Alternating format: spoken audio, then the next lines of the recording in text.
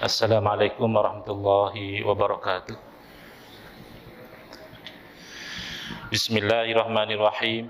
Alhamdulillahi rabbil alamin. Wa afdalus salati wa atammu taslimi ala sayyidina Muhammadin wa ala alihi wa sahbihi ajma'in. Rabbi shrah li sadri wa yassir li amri wahlul 'uqdatam min lisani yafqahu qawli.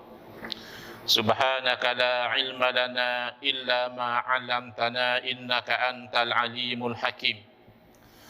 Allahumma akhrijna min zulumatil wahmi wa akrimna binuril fahmi waftah alaina bi ma'rifatil ilmi wa sahhil akhlaqana bil hilm waj'alna mimman yastami'una al-qawla fayattabi'una ahsanah.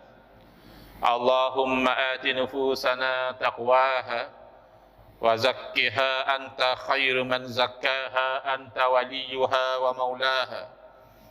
Allahumma arinal haqqa haqqan warzuqna ittiba'ah wa arinal batila batilan warzuqna ijtinabah.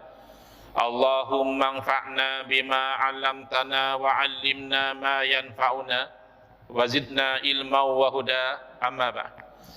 Alhamdulillah, muslimin muslimat, hadirin hadirat yang saya hormati, moga-moga kita semua dirahmati dan diberkati oleh Allah Subhanahu wa taala, khusus kepada para alim ulama, asatidzah yang dimuliakan Tuan Imam, Tuan Bilal, ahli jatuhan kuasa, pengerusi masjid, pemimpin-pemimpin masyarakat sekalian, saudara-saudari yang menghadiri majlis ilmu pada malam ini, yang mana saya diminta untuk membentangkan tajuk akidah salaf yang sahih, yang mana saya percaya tajuk ini sangat penting kerana bila-bila masa kita bercakap tentang akidah, maka kita bercakap tentang asas yang paling basic sekali, yang paling mendasar sekali untuk kita itu mencapai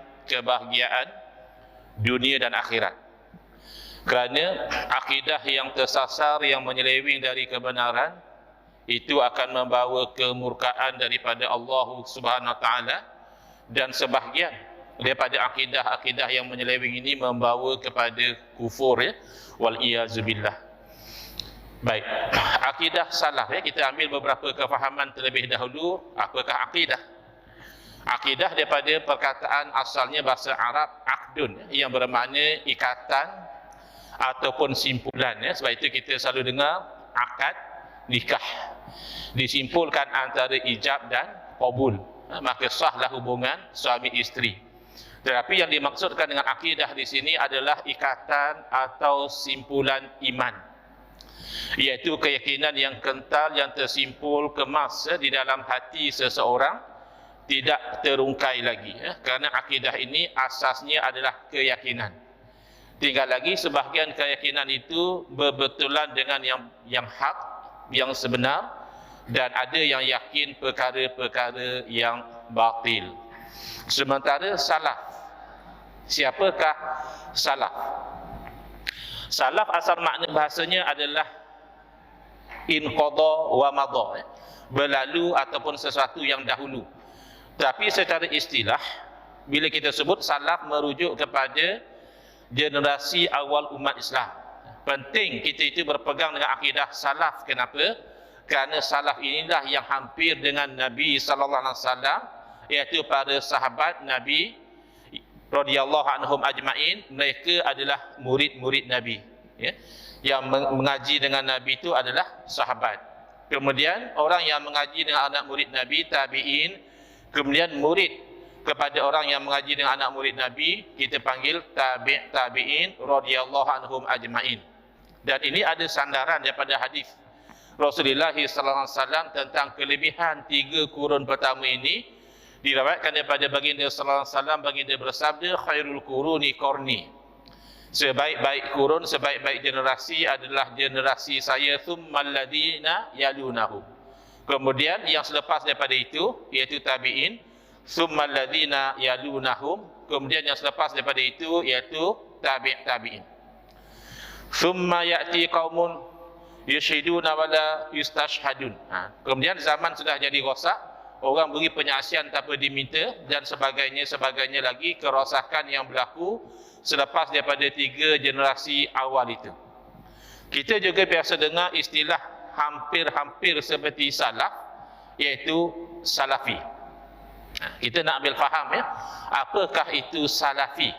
Salafi ini sebenarnya dinisbahkan kepada salaf dengan huruf ya. Asalnya tak ada fi itu, hanya salaf sahaja. Ditambah huruf ya, namanya ya nisbah. Ya nisbah ini berfungsi menisbahkan kepada sesuatu seperti tempat, keturunan, pegangan atau ikutan.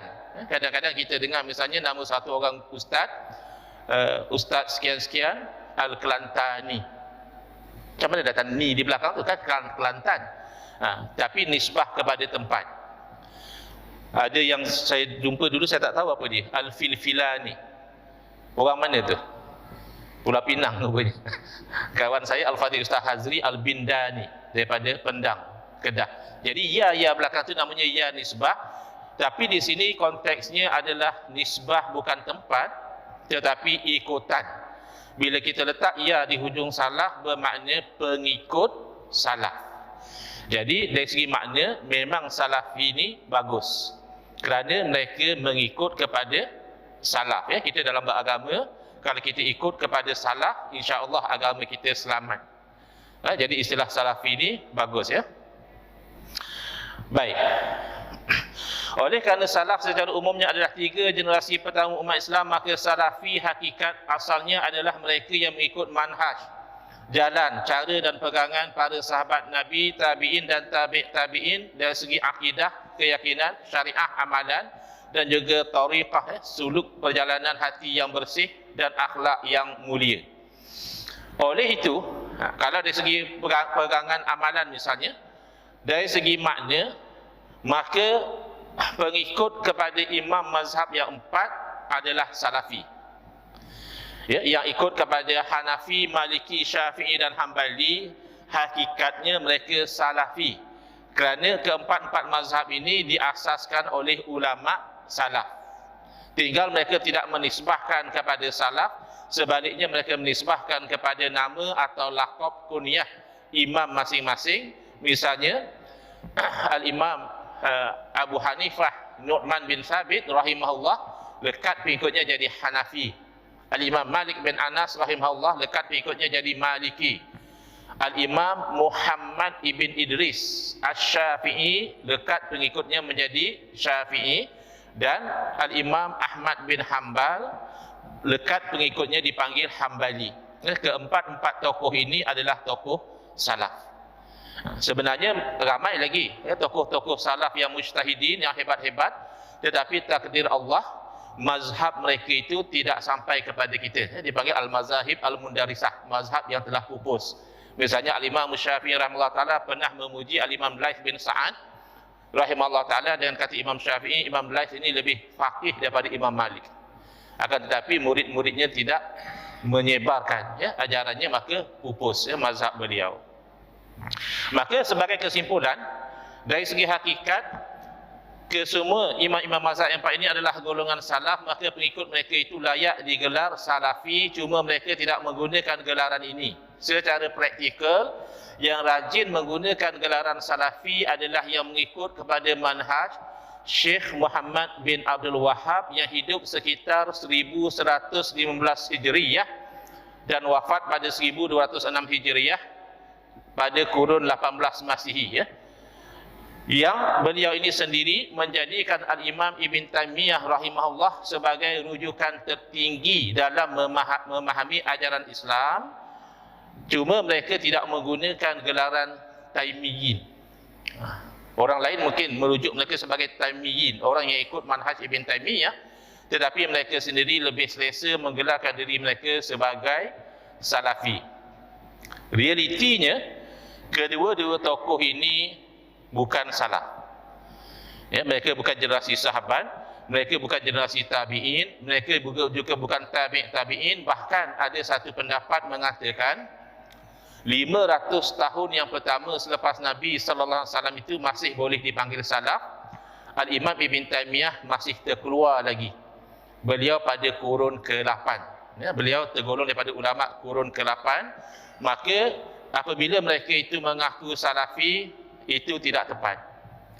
Kerana kedua-dua tokoh ikutan mereka bukan salaf, lebih tepat sama ada dipanggil Wahabiyin, pengikut pada Syekh Muhammad bin Abdul Wahab, ataupun Taimiyin, pengikut pada Imam Ibn Taymiyah.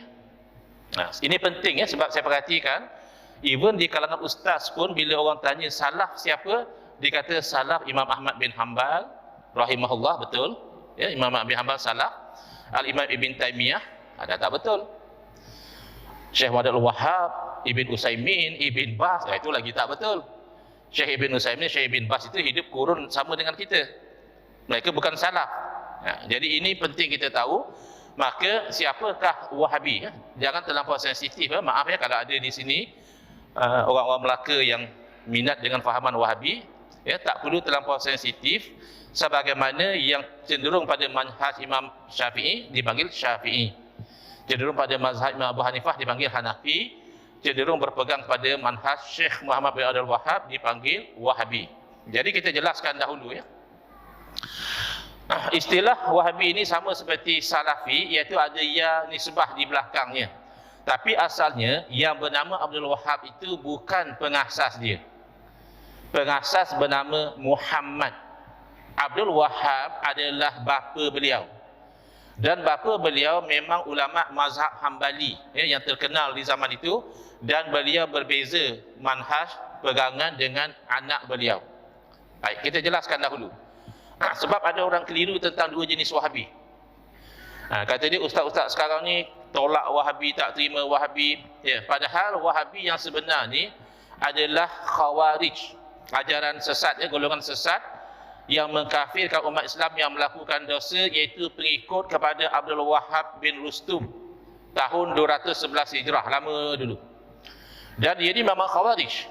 Abdul Wahab bin Rustum ni dia angkat senjata lawan pemerintah Islam. Dan sesuailah pengikutnya dia namakan Wahabi kerana memang nama beliau Abdul Wahab, Abdul Wahab bin Rustum. Sedangkan golongan yang dikatakan Wahabi sekarang ini bukan Khawarij, kata dia. Kenapa? Kerana mereka tidak mengkafirkan orang Islam yang buat dosa. Salah satu ciri Khawarij, buat dosa jadi kafir. Kita Ahli Sunnah wal Jamaah semata-mata buat dosa fasik, minum arak fasik, berzina fasik, kecuali kalau dia menghalalkan. Dia kata minum arak tak haram. Itu dia akan jadi kafir. Dia kerana menolak sesuatu yang maklum minad-din bid-darurah. Sesuatu yang jelas dalam agama tak dapat tidak dia masih tolak, itu boleh jadi kafir. Tetapi sebenarnya ciri Khawarij yang ada pada pengikut Muhammad bin Abdul Wahab ni yang kurun ke-12 Hijrah ini juga ada ciri mengkafirkan. Nanti kita akan tunjukkan slide-nya ya. Dan bahkan lebih teruk, kalau Khawarij silam mengkafirkan umat Islam yang buat dosa, Khawarij moden, iaitu Wahabi yang moden ini, mengkafirkan umat Islam yang mengamalkan sunnah, iaitu seperti amalan tawassul ya, tabarruk, istighosah, dipertikaikan dan ada kalanya disyirikkan. Jadi pengkafiran itu lebih serius lagi. Cerita tidak memberontak terhadap pemerintah umat Islam, ini juga tidak benar, kerana sejarah mencatatkan gerakan Wahabi mengangkat senjata berperang dengan tentera-tentera Khalifah Utsmaniyah. Bahkan mereka pernah merampas dua tanah suci Mekah dan Madinah dan membunuh orang-orang yang pergi mengerjakan haji. Jadi kalau dia kata kami tak angkat senjata, itu ini mungkin lately lah. Lately tak berlaku peperangan demikian. Tapi awal-awal kebangkitan gerakan Wahabi memang mereka melawan pemerintah Islam, melawan khalifah umat Islam. Yang ketiga, katanya yang sekarang ini bukan Wahabi sebab pengasasnya nama Muhammad, bukannya pengasas nama Abdul Wahab. Sepatutnya pengikutnya Muhammadi. Ini usaha nak membodoh-bodohkan kita lah. Ini sangat kelakar lah. Kenapa?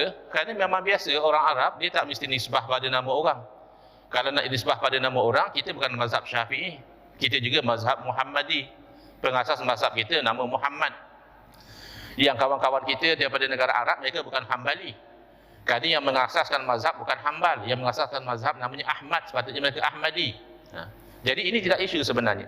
Lebih-lebih lagi kalau kita faham budaya orang Arab, dia suka nisbahkan kepada nama anak atau nama bapa, Abu sekian-sekian atau Ibn. Lebih-lebih lagi beliau ni anak orang alim. Abdul Wahab ni ulama, maka orang kenal dia sebagai Ibn Abdul Wahab. Bahasa Melaka anak Pak Wahab. Akhirnya lekat nama pengikut dia sebagai Wahabi. Supaya kita jelas Wahabi mana yang kita bincang ya. Wahabi yang sebelah kiri tu, itu dah pupus, dah tak ada, orang dah tak bincang dah. Wahabi yang masih menyelit-nyelit di masjid-masjid kita ini, kadang terang-terang, kadang secara taqiyah, berpura-pura sebagai ahli sunnah wal jamaah, tapi pelan-pelan masukkan agenda Wahabi yang belah kanan tu. Iaitu yang kita tak bincang ya. Belah kiri dah pupus, kita tak bincang. Baik, bila kita sebut akidah salaf, kita jangan berada pada dunia fantasi. Salaf kan kita generasi awal, kita nak ikut salaf. Kita jumpa tak salaf? Tak ada. Itu yang kadang-kadang orang terlepas pandang. Dia rasa macam bila akidah salaf, dia boleh shortcut terus kepada sahabat Nabi, dia boleh terus ambil pada tabi'in. Tak begitu. Tidak ada daripada kita yang mengambil akidah kecuali kita ambil daripada khalaf. Kita kena faham, ambil pada guru kita. Tak ada yang belajar dengan sahabat Nabi. Cuma nak pastikan guru kita tu ambil daripada siapa, daripada siapa. Pastikan akhirnya sanad akidah kita itu bersambung kepada salaf. Barulah kita boleh kata akidah salaf. Yang ambil kemudian tu adalah khalaf. Khalaf ini merumuskan akidah sekarang ini yang utama adalah tauhid sifat 20 dan tauhid 3. Secara ringkas, ulama Asy'ariyah Maturidiyah ya, Melaka saya difahamkan dah masukkan bila ahli sunnah wal jamaah dalam undang-undang itu diperincikan Asy'ariyah Maturidiyah. Jadi penting sekarang kerana ada yang mengaku ahli sunnah wal jamaah tapi menyesatkan bahkan mengkafirkan Asy'ariyah Maturidiyah yang merupakan majoriti umat Islam dan merupakan majoriti para alim ulama. Ya, majoriti para alim ulama dalam bidang tafsirkah, hadiskah, fiqhkah, usul fiqhkah, bahkan bahasa sejarah dan sebagainya adalah Asy'ariyah, dikafirkan, tahu-tahu dia mengaku dia ahli sunnah wal jamaah. Jadi saya nampak tindakan kerajaan negeri Melaka memasukkan Asy'ariyah Maturidiyah dalam definisi ahli sunnah wal jamaah itu tepat untuk mengelakkan kekaburan ya.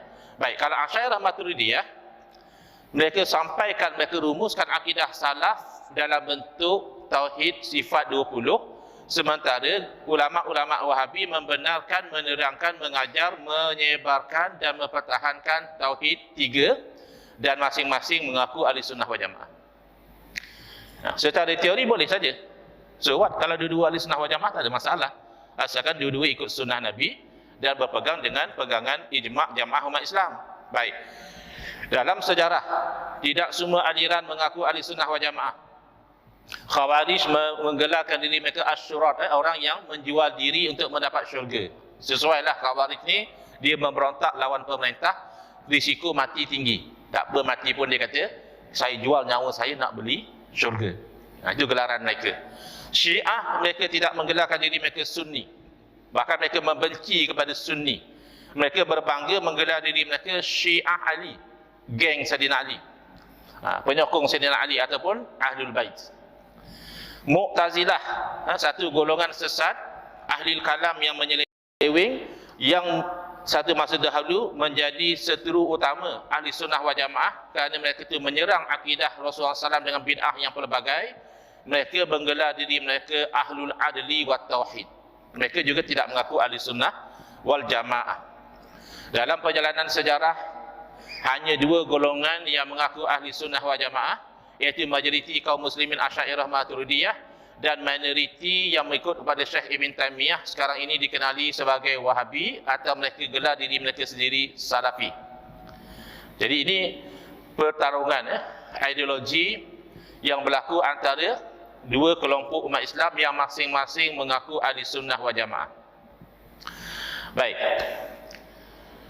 kalau kita lihat testimoni para alim ulama, ahli sunnah wal jamaah itu dianggap sinonim dengan Asy'ariyah Maturidiyah. Misalnya Al-Imamul Hafiz Murtada Az-Zabidi rahimahullah ta'ala, yang mana beliau mensyarahkan kitab yang masyhur Ihya Ulumuddin Imam Ghazali, iaitu dalam kitab beliau Ittihafu Sadatil Muttaqin, dengan jelas beliau menegaskan, idza utliqa ahlu sunnati wal jamaah fal muradu bihim al asyairatu wal maturidiyah. Apabila disebut ahli sunnah wal jamaah, yang dikehendaki adalah pengikut Imam Abu Hasan Asy'ari dan pengikut Imam Abu Mansur Maturidi rahmatullah alaihima. Soalan, ada orang tanya gini, kalau lah Asy'ariyah Maturidi ahli sunnah wal jamaah, adakah Nabi Asy'ariyah? Adakah sahabat Asy'ariyah? Adakah imam-imam mazhab yang 4 Asy'ariyah? Kalau bukan Asy'ariyah, kalau begitu takkan mereka bukan ahli sunnah wal jamaah? Ini pertanyaan yang keliru, ya. Kerana dia tidak sepatutnya tanya adakah Nabi SAW Asy'ariyah atau tidak. Dia kena tanya Asy'ariyah itu ikut Nabi atau tidak, baru betul. Kerana Nabi SAW baginda tidak ikut sesiapa. Wa ma yantiqu anil hawa in huwa illa wahyun yuha. Nabi hanya ikut wahyu. Yang kita nak tanya ni, Asy'ariyah ni ikut Nabi ke tidak? Ya, kalau ikut maka ahli sunnah wal jamaah. Kalaupun tidak dinama Asy'ariyah, misalnya, iaitu yang hidup sebelum daripada Asy'ariyah, jelas mereka bukan Asy'ariyah, tetapi mereka tetap ahli sunnah wal jamaah. Syiah misalnya, ikut tak Nabi? Tak ikut. Adalah dia ikut, tapi banyak dia menyeleweng, maka bukan ahli sunnah wal jamaah. Baik, saya langkau-langkau, ya, kerana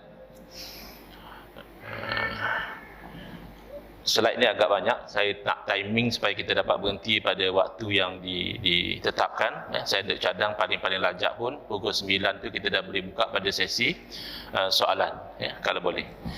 Baik, jadi Syekh Sulaiman bin Abdul Wahab An-Najdi ni, beliau abang kepada pengasas fahaman Wahabi. Beliau sendiri menolak, ya, dakwah yang dibawa oleh adik kandung beliau. Beliau menulis dalam kitab beliau As-Sawa'iqul Ilahiyah fi raddi 'alal Wahabiyah. Ada orang kata istilah Wahabi ini hanya dimomok-momokkan. Tak ada Wahabi pun. Ya, yang ada hanya Wasabi, ya. Wahabi ini hanya orang saja nak menakut-nakutkan. Ini istilah nak memburuk-burukkan, ya. Padahal istilah ni awal lagi, ya, ketika pengasasnya masih hidup, abangnya sendiri menyebut istilah Wahabiyah ini. Baik, saya terus terjemah, ya. Sesungguhnya, kata abang dia, pada hari ini orang ramai masyarakat Islam diuji, dibalakan dengan satu orang yang menisbahkan diri dia pada Quran dan Sunnah. Jadi dia pada awal lagi mereka menggunakan Quran Sunnah ini sebagai slogan. Kita pegang Quran dan Sunnah. Lalu dia pun mengeluarkan daripada Quran dan Sunnah itu ilmu-ilmu, dan dia tidak peduli dengan ulama-ulama yang berbeza pandangan. Dan apabila kamu meminta supaya orang ini menguji pendapat dia itu di sisi ahli ilmu, dia tak mau buat. Dia pergi pada Quran dan Sunnah, dia kata Quran kata macam ni, hadis kata macam ini. Jadi kamu timbanglah dengan kalam ulama faham macam kamu ke? Dia tak buat macam itu. Kemudian dia mewajibkan orang ramai kena berpegang dengan pendapat dia. Siapa yang menyalahi dia, maka dia kafirkan. Ini orang yang sudah minat dengan fahaman Wahabi, dia nafikan. Dia kata ini fitnah kepada Syekh Muhammad Wahab. Tidak, ya, dalam kitab beliau sendiri ada unsur pengkafiran. Misalnya dalam kitab Kashfus Syubhat yang ditulis oleh beliau sendiri, beliau menganggap, melabelkan orang Islam lain sebagai musyriku zamanina, orang musyrik zaman ini. Musyrik zaman Nabi itu yang sembah berhala. Musyrik zaman kita ni itulah yang ziarah kubur wali, yang ziarah kubur Nabi. Itu label yang diberi oleh Syekh Abdul Wahab sendiri, yang memanggil Sayyidi Syekh Abdul Qadir Jalani, Sayyidi Syekh Mustafa Bakri, Sayyidi Syekh Abdullah Badawi, yang Sayyidi itu samalah macam orang musyrik zaman dulu dia panggil berhala. Musyrik zaman kita yang dia sembah tu dia panggil Sayyidi. Boleh cek kitab Kashfus Syubhat tulisan Syekh Abdul Wahab sendiri.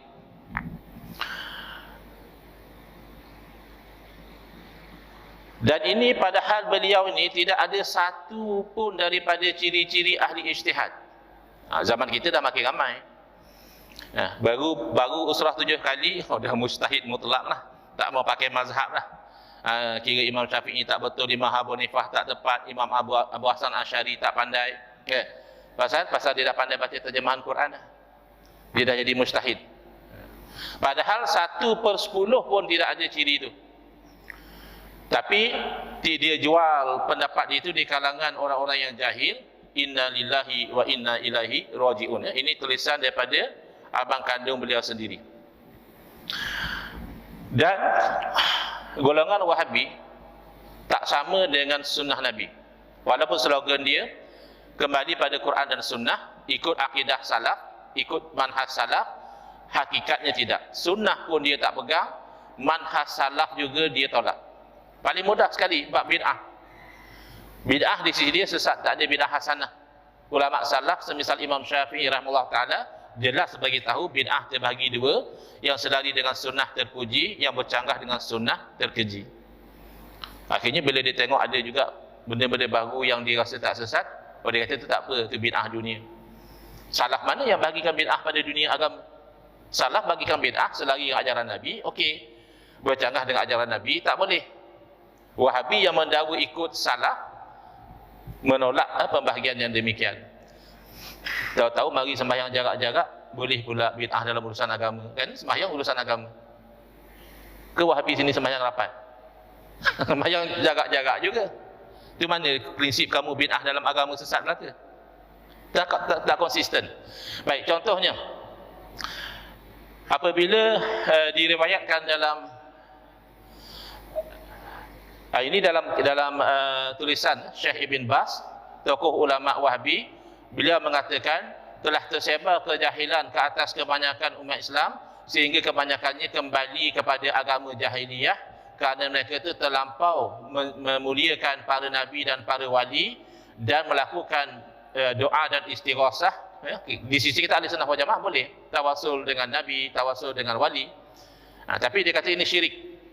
Dan mereka tidak faham makna la ilaha illallah sebagaimana orang kafir Arab penyembah berhala faham la ilaha illallah. Terbalik ikut. Penyembah berhala faham la ilaha illallah. Kita orang Islam yang muliakan nabi, muliakan wali, amalkan tawasul, amalkan istighatsah, kita tak faham makna la ilaha illallah. Ini bercanggah dengan sunnah Nabi sallallahu alaihi wasallam. Hadis sahih riwayat Imam Muslim, Nabi bersabda, inni lastu akhsha alaikum an tusyriku ba'di walakinni akhsha alaikumud dunya an tanafasu fiha wa taqtatilu fatahliku kama halaka man kana qablakum. Nabi SAW sendiri telah menegaskan, aku tidak takut, tidak bimbang kamu ramai-ramai jadi musyrik selepas kewafatanku, aku tak bimbang. Kut seorang dua jadi murtad, boleh jadilah. Ya, seorang dua daripada umat Nabi tiba-tiba jadi disembah berhala, yakin. Kalau pakak-pakak orang Islam ni ramai-ramai jadi musyrikin belaka, Nabi berkata aku tak bimbang yang itu, tak akan berlaku. Ya, aku bimbang kamu nanti berebut dunia, lalu kamu berbunuh-bunuhan, ya, berperang sama sendiri, lalu kamu binasa sebagaimana binasa umat sebelum daripada kamu. Jadi bila Wahabi mensyirikkan umat Islam secara ramai-ramai, maka menyalahi sunnah Nabi sallallahu alaihi wasallam. Bahkan sahabat Nabi juga dianggap membuat sesuatu yang membawa kepada syirik. Apabila dibawa riwayat dengan sanad yang sahih dalam kitab Fathul Bari oleh Al-Imam Ibn Hajar Asqalani rahimahullah taala, riwayat daripada tabi'in Malik Ad-Dari rahimahullah taala, iaitu penjaga makanan Sayyidina Umar radhiyallahu anhu, ditimpa umat Islam pada masa itu dengan kemarau. Lalu seorang lelaki, sebahagian mengatakan sahabat Nabi bernama Bilal bin Haris Al-Muzani radhiyallahu anhu, sebahagian hanya sebut lelaki. Tak pentinglah lelaki ini sahabat ke tabi'in ke, pergi ke makam Nabi SAW istighasah. Dia berkata, ya Rasulullah, istasqi li ummatik. Wahai Rasulullah, tolonglah minta hujan buat umatmu. Kalau bagi Wahabi syirik. Sebab orang mati dah kamu minta tolong lagi. Di sisi ahli sunnah wal jamaah, minta tolong dengan makhluk, dengan orang mati, dengan orang hidup, dua-dua syirik. Kalau kamu iktikad makhluk yang beri, bukan Allah, ketika itu syirik. Dan tidak ada beza orang hidup atau orang mati. Kalau kamu iktikad mereka hanya asbab yang tidak boleh buat apa-apa, Allah yang beri. Jadi dia kata apa? Yang saya garis tu, wa anna ma fa'alahu hadzal rajulu, apa yang dibuat oleh lelaki ini munkarun, satu perbuatan yang mungkar, wa wasilatun ila syirki, dan jalan ke arah kesyirikan. Padahal Sayyidina Umar radhiyallahu anhu bila tahu tentang kejadian ini tak komplain. Jadi Wahabi lebih faham akidah daripada Sayyidina Umar sepertinya. Jadi hati-hati ya, sebab akidah salaf yang sahih itu betul. Tapi bila Wahabi mendakwa inilah akidah salaf yang sahih, mereka berdusta atau mereka keliru. Paling common mereka keliru. Baik. Wahabi adakah tergolong ahli sunnah wal jamaah? Jawapannya tidak. Wahabi adalah khawarij, ya. Jadi setengah orang kata, "Ustaz jangan keras sangat. Mereka pun ahli sunnah wal jamaah." Ya. Tapi kita kan berdusta. Ulama tidak mengatakan demikian. Tapi Timbalan Menteri pernah sebut dalam parlimen lah, Timbalan Menteri itu ikut suka hati dia lah. Ya, kita bila ditanya tentang agama, kita nak petik kalam ulama. Kita bukan nak petik Timbalan Menteri atau menteri, ya. Baik. Wahabi adalah khawarij menurut ulama Hanafiyah, mazhab Hanafi. Dalam kitab Radul Muhtar ala Duril Muhtar, iaitu syarah kepada kitab Tanwirul Absar yang ditulis oleh ulama mutaakhirin mazhab Hanafi yang masyhur, Al-Imam Muhammad Amin. Beliau terkenal sebagai Al-Imam Ibn Abidin. Apa kata beliau? Matlabun fi atba'i Ibn Abdul Wahhab al-khawarij fi zamanina. Ini satu perbincangan tentang pengikut anak Abdul Wahhab, iaitu khawarij pada zaman kita. Jelas-jelas Al-Imam Ibn Abidin melabelkan Wahabi sebagai khawarij. Takkan Ustaz Engku nak pandai-pandai atas dasar nak mujamalah, nak bermanis mulut, oh Wahabi ahli sunnah wal jamaah. Tidak. Takkan kita nak tinggal kalam ulama, al-ulama warasatul anbiya. Adapun kata pengarang, khawarij ini mengkafirkan sahabat Nabi sallallahu alaihi wasallam, engkau tahu bahawa ini bukan syarat untuk dinamakan khawarij. Sebab kadang-kadang mereka ni kata, macam mana kamu boleh tuduh tergamak, tuduh Wahabi khawarij? Khawarij itu kafirkan sahabat Nabi. Kami tak ada kafirkan sahabat Nabi. Nah, ini Al-Imam Ibn Abidin dah jawab lama dulu. Dia kata, mengkafirkan sahabat Nabi itu bukan syarat jadi khawarij. Itu ciri-ciri khawarij zaman sahabat. Sahabat Nabi pun mereka kafirkan. Mereka pakai slogan betul. La hukma illa lillah. Tak ada hukum kecuali hukum itu milik Allah. Tapi atas slogan yang betul, sahabat Nabi dianggap tidak berhukum dengan hukum Allah. Lalu sahabat Nabi dikafirkan, bahkan ada yang dibunuh oleh khawarij. Khawarij hantar assassin untuk bunuh sahabat Nabi. Zaman sekarang ni saya lihat, ya, khawarij moden ni dia tidak assassin nyawa, dia assassin karakter. Kalau satu orang tu kuat lawan Wahabi, mungkin mereka akan buat karakter assassination, ya, dengan fitnah dan sebagainya. Baik. Wa illa, bahkan sepatutnya fayakfi fihim i'tiqaduhum kufru man kharaju alaihi. Cukuplah untuk seorang itu dinamakan khawarij apabila mereka berkeyakinan kafir orang yang mereka lawan. Mereka yang tak semerapat dengan mereka dianggap kafir. Kama waqa'a fi zamanina fi atba'i bin Abdul Wahhab, sebagaimana yang berlaku pada zaman kita, pada zaman Al-Imam Ibn Abidin, pada pengikut anak Abdul Wahhab, alladzina kharaju min Najdin. Mereka ni bangkit daripada daerah Najd. Najd kalau cari sekarang tak jumpa, ya. Telah ditukar nama kepada Riyadh, ya. Nama baru bagi Najd adalah Riyadh. Berhenti azan ke macam mana? Ya? Terus azan. Cepat.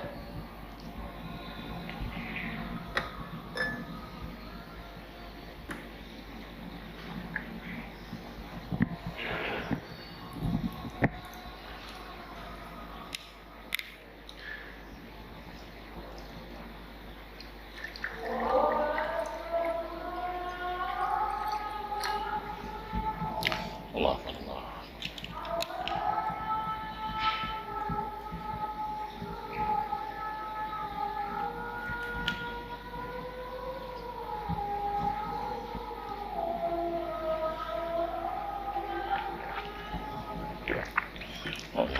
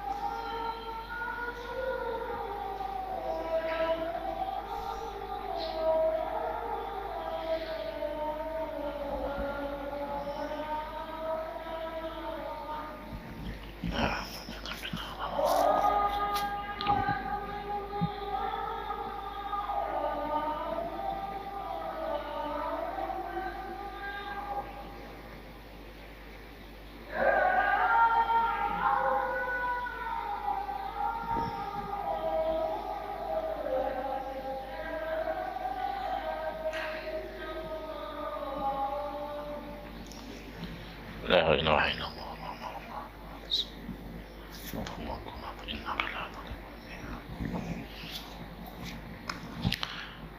Bismillah, alhamdulillah, wassalatu wassalamu ala rasulillah, amma ba'd. Baik, kita sambung.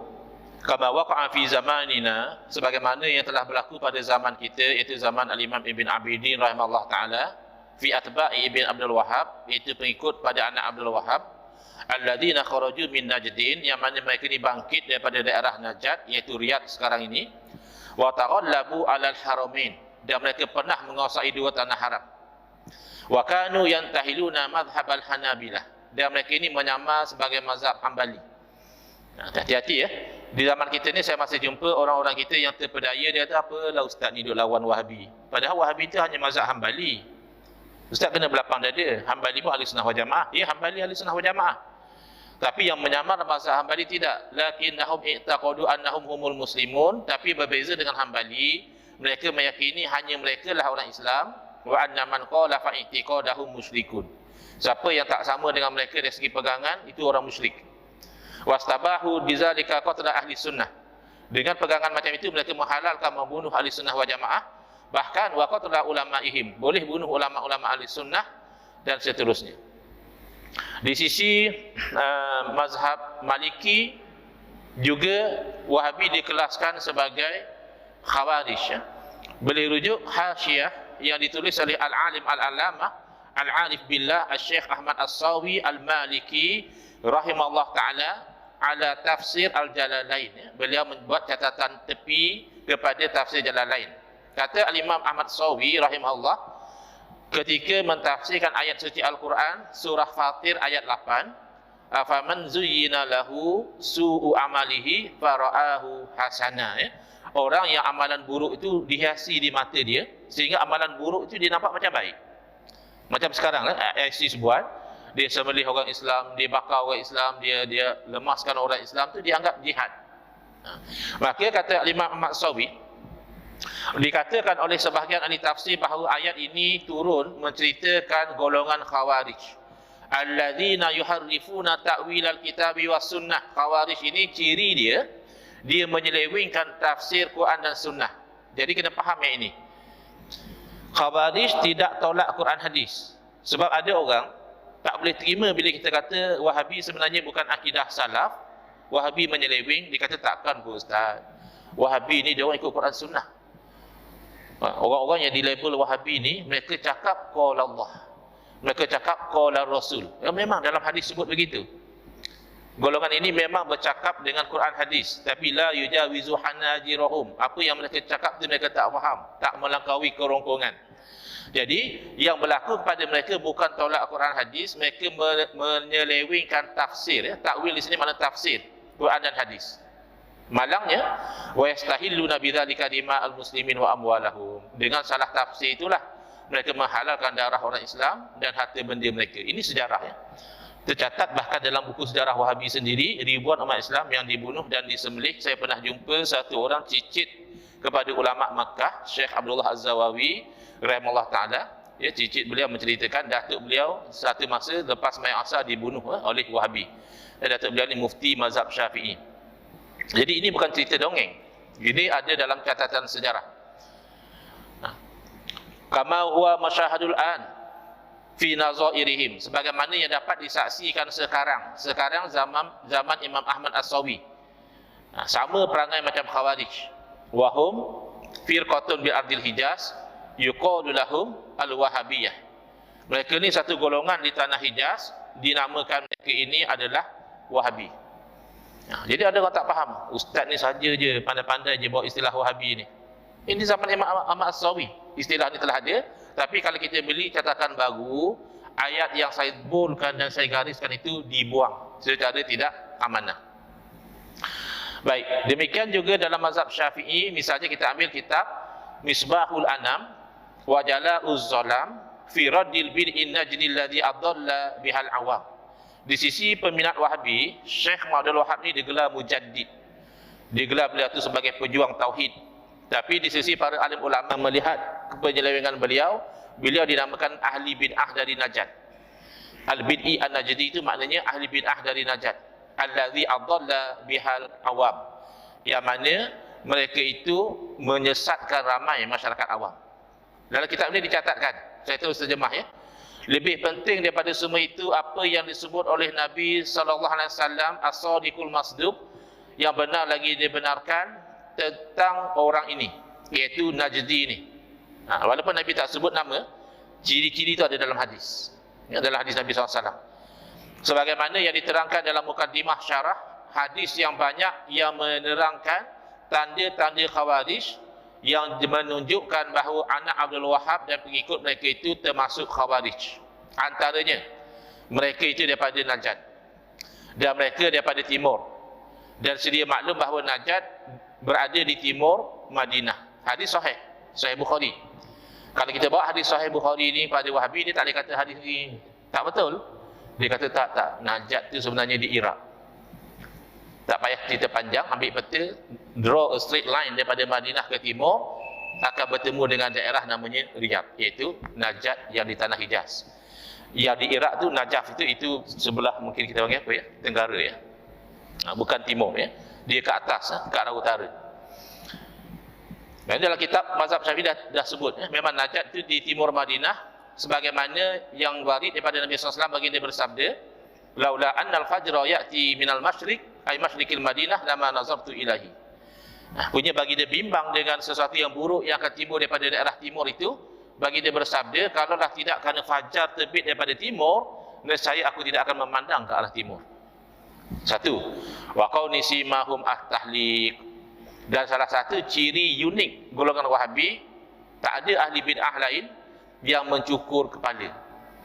Mereka pada awal-awal kebangkitan dahulu, sesiapa yang mereka anggap dia ni dulunya musyrik, sekarang baru nak ikut Syekh Abdul Wahab, disuruh dia tu botakkan kepala.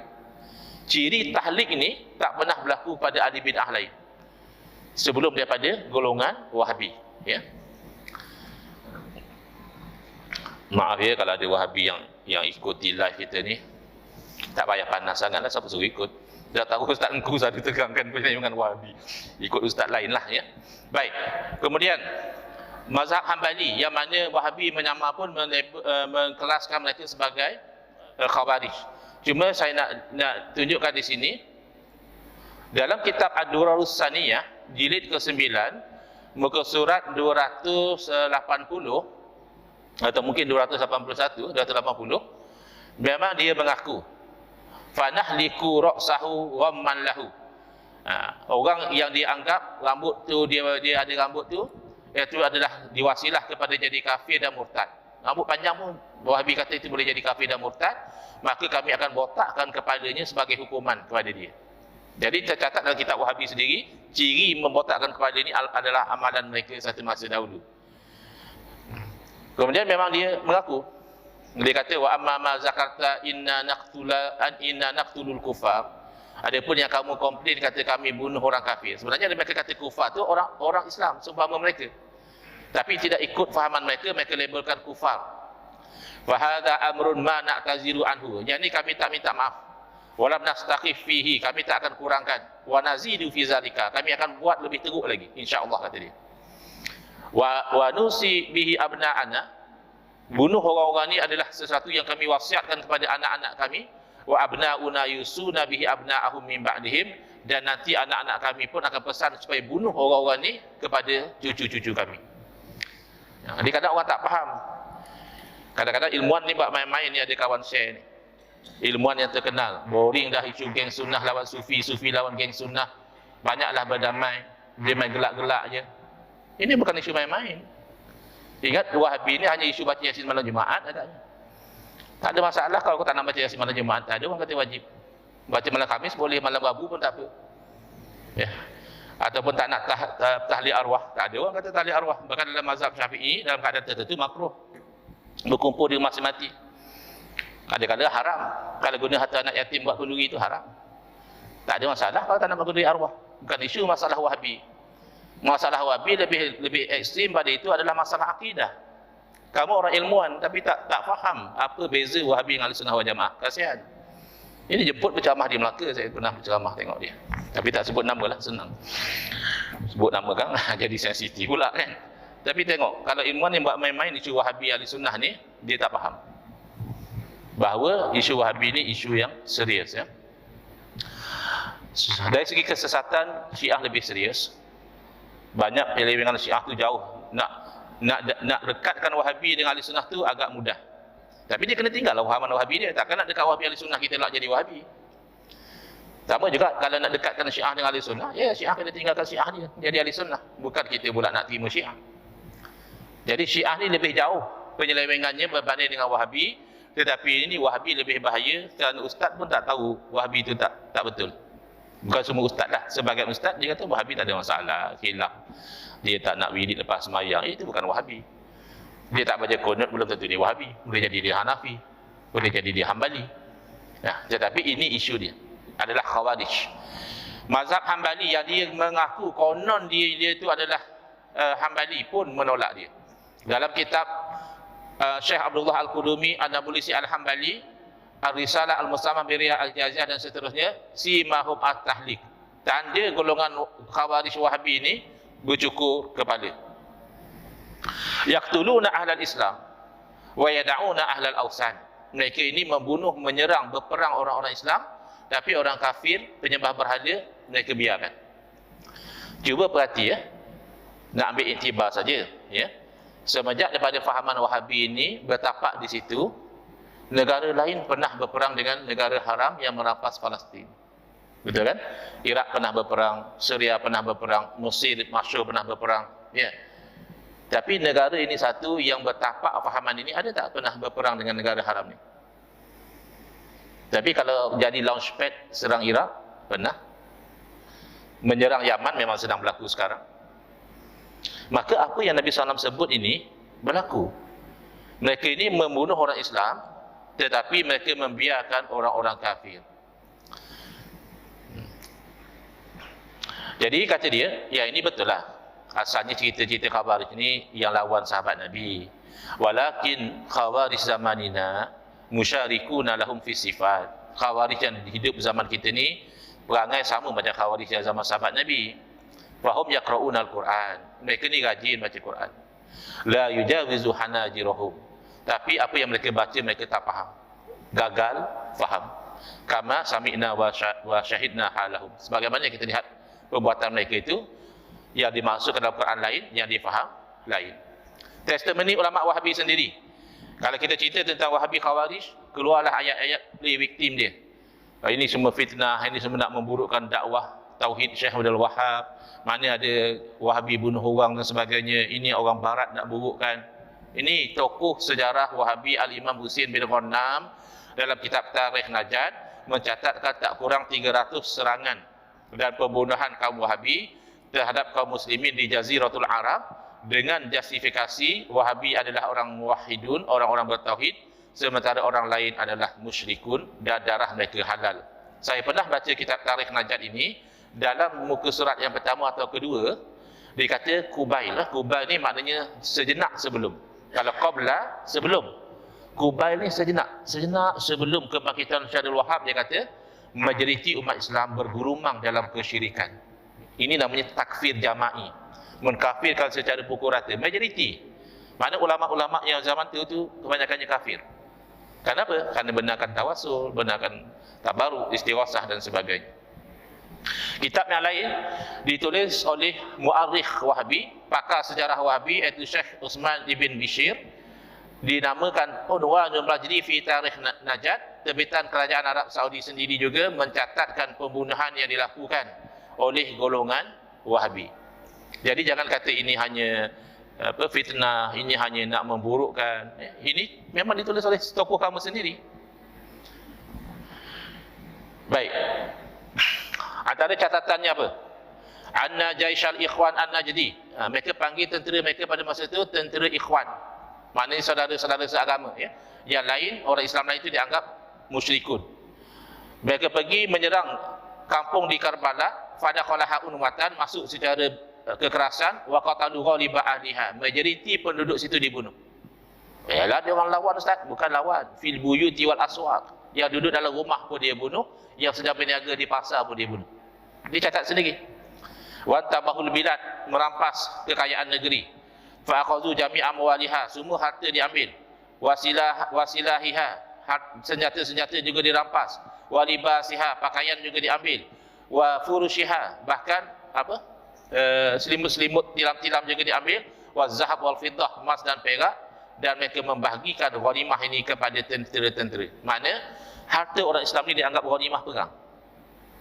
Nyawa memang terbang. Bahkan lebih malang dalam sejarah, furujun nisa, iaitu kemaluan wanita juga dihalalkan. Seolah sepertinya ini hamba. Macam ISIS buat sekarang, dia tangkap perempuan, dia jual sebagai hamba. Boleh disetubuh dan sebagainya. Sebab tu kita kekang dulu fahaman ini. Jangan tunggu dah ekstrim, dah jadi teruk baru kita nak kekang. Memang sekarang ni alhamdulillah di Malaysia sehingga saya tak berlaku lagi Wahabi bunuh orang ke. Yang Datuk Ayub Khan masa dia di I8 dia ada kongsi orang Malaysia belajar di sebuah institusi pengajian di Johor. Itu ada bunuh orang, tapi dia bunuh di Thailand. Dia pergi bunuh tentera Thailand. Kebetulan tentera Thailand itu orang Islam. Dia bunuh kerana kononnya nak berjihad. Ini dalam kitab Syarah Kitab Tauhid daripada Sahih Al-Bukhari. Tok Guru Wahabi Syekh Al-Ghaniman, iaitu ketua dekan Kisim Dirasat Ulia, postgraduate study di Jamiah Islamiah di Saudi. Dia kata apa? Al-Asyairah hum aksarul alam islami al-yaum. Jadi aku pula, dia kata Asyairah ni dia majoriti orang Islam. Dia boleh mengaku Asyairah tu majoriti orang Islam. Tapi dia kata apa? Hendaklah kita itu menentang fahaman yang sesat ini. Waqad yasilul amru ahyanan ila syahri silah. Ada masanya kita kena angkat senjata nak lawan Asyairah ni. Wahabi ni hanya khilaf buat Yasin. Mana ada dia khilaf yang boleh buat pada ekstrim, ya. Ini kitab Kaifa Nafhamu Tauhid ini memang banyak pengkafiran terhadap orang Islam. Bahkan Abu Jahal dan Abu Lahab diakui lebih bertauhid daripada orang Islam yang menyebut la ilaha illallah. Itu macam mana? Salah faham kepada ayat Quran, wala in sa'altahum man khalaqas samawati wal ardh, dan seterusnya.